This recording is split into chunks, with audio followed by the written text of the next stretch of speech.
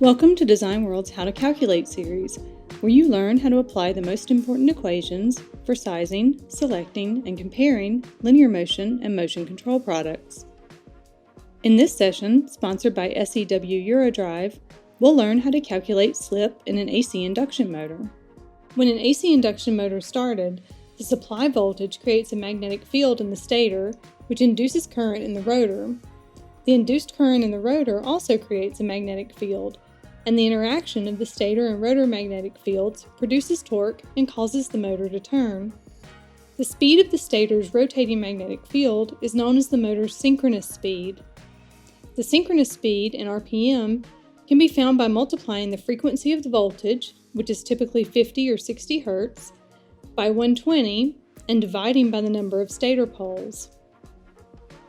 One of the fundamental characteristics of an AC induction motor is that the rotor magnetic field, and therefore the rotor shaft, spins at a slower rate than the stator's rotating magnetic field, or synchronous speed. This difference in speed between the rotor and the stator's magnetic field is known as slip. Slip is expressed as a percentage of the motor's synchronous speed and can be as low as 1% for high horsepower motors and up to 6% for fractional horsepower motors. Note that the rotor speed is also called the rated speed or full load speed, which is the speed of the rotor when the motor is fully loaded and operated at the rated voltage. Rated speed is typically shown on the motor's nameplate. Slip allows the motor to produce torque. The higher the slip, the higher the torque production, but also the lower the motor's efficiency in most cases. This is because slip is essentially energy loss, which is converted to heat that can damage the motor and cable insulation.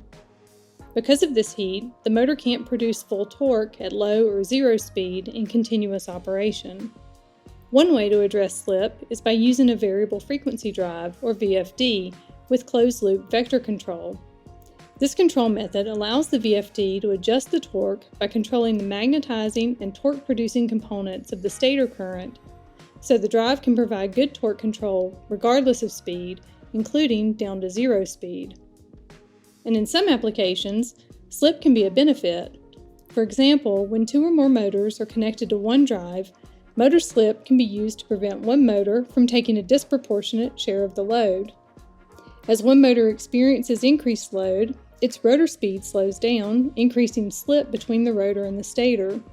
The second and subsequent motors, which are connected to the same drive, will also slow, allowing them to take on the additional load. While using the motor's natural slip is a simple method of load sharing, it's imprecise and not reliable at high loads. For more precise load sharing, some AC drives include a function referred to as droop control, which manipulates motor slip based on the amount of current each motor is drawing. For more information on AC induction motors and other motion control topics, visit motioncontroltips.com or designworldonline.com. Thanks for watching.